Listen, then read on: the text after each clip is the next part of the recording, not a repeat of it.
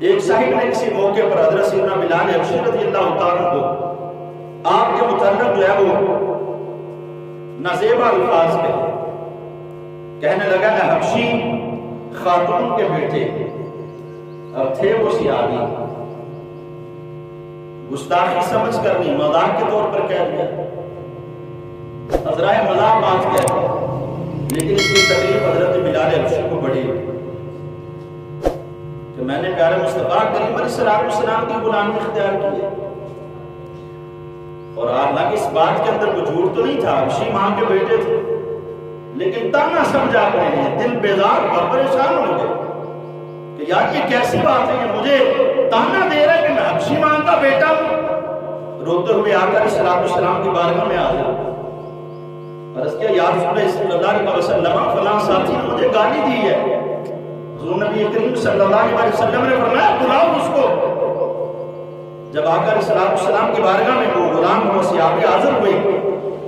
تو حضور نبی کریم صلی اللہ علیہ وسلم نے پوچھا ہاں بھائی بتاؤ کیا تم نے حضرت بلال کو گالی دی ہے؟ اعتراف کیا یا رسول اللہ ہاں مجھ سے غلطی ہوئی ہے۔ تو حضور نبی کریم صلی اللہ علیہ وسلم نے فرمایا انکم فیک جاہلیت، تو تمہارے اندر سے ابھی تک جاہلیت کی باتیں نہیں گئی، محمد عربی تو جاہلیت کو ختم کرنے کے لیے آئے تھے، تم نے میری غلامی اختیار کرنے کے بعد جو بات کی ہے زمانے جاہلیت کی بات کی ہے۔ اس کی ماں بھلے حبشہ کی رہنے والی کیوں نہ تھی، ماں تو اپنی جانوروں کو بھی بڑی عزیز ہوتی ہے، جانور بھی اپنی ماں کا احترام کرتے ہیں، اور تم نے اس کی ماں کا تانا اس کو کیوں دیا ہے؟ آپ جوڑ کے عرض کرتا ہے یا رسول اللہ آپ سے بھی معافی مانگتا ہوں، حضرت بلال سے بھی معافی مانگتا ہوں۔ یہ پیارے مصطفیٰ کریم علیہ السلام نے عزت کا معیار قائم کیا لوگوں کے سامنے کہ لوگوں کبھی بھی کسی کو حقیر مت سمجھنا، کیونکہ جو پیارے مصطفیٰ کے در کا فقیر بن جاتا ہے پھر وہ حقیر نہیں رہتا بلکہ اللہ اس کو سرداریاں عطا کر دیتا ہے۔ تو حضور نبی کریم صلی اللہ علیہ وسلم اس لیے حضرت سیدنا بلال حبشی رضی اللہ عنہ کو آپ کو جو ہے وہ عزتوں سے نوازا۔ تو آقا علیہ السلام نے اس انداز کے ساتھ جو ہے وہ حضرت بلال کو عزت کے تاج عطا فرمائے، اور یہ حدیث پاک کہیں اور پر نہیں بلکہ بخاری شریف کے اندر موجود ہے۔ حضرات محترم، حضور نبی کریم صلی اللہ علیہ وسلم یہ تربیت فرمائی اپنے صحابہ کی کہ اے پیارے صحابہ سن لو کہ تم جو یہ عمل کر رہے ہو یہ کیا ہے کہ سید عالم صلی اللہ علیہ وسلم کی تربیت فرماتے ہوئے نے فوراً اپنی غلطی پر توبہ کا حکم دیا کہ توبہ، اور نہایت عاجز انکساری کرتے ہوئے زمین پر لیٹ کے معافی ایسے نہیں مانگا، انہوں نے اپنا چہرہ زمین کے اوپر رکھ دیا۔ اب اس بات کو بڑی توجہ کے ساتھ دل کی تختی پر لکھنا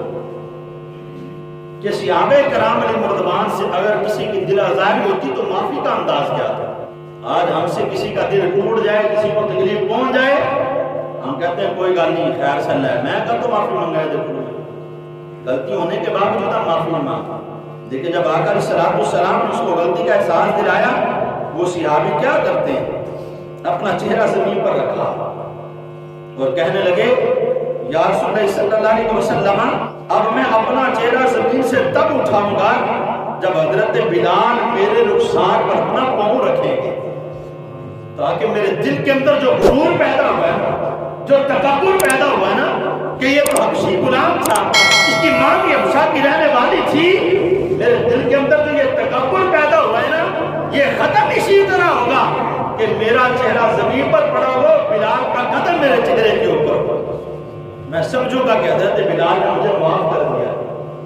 حضرات محترم، اس لیے آج ہم لوگ یہ سمجھتے نہیں ہیں اس چیز کو کہ ہمارا اسلام ہمیں کن ترجیحات کی طرف بلاتا ہے، ہمارا اسلام ہمیں کس طرح بلاتا ہے۔ ہم لوگ یہ سمجھتے ہیں شاید دین پر چلیں گے پتہ نہیں ہماری عزت کا کیا بنے گا، پتہ نہیں لوگ ہمارا احترام کریں گے کہ نہیں کریں گے۔ میں کہتا ہوں خالص ہو کر، بالکل خالص ہو کر دین کے رستے پر چلنا تیرا اور میرا کام ہے،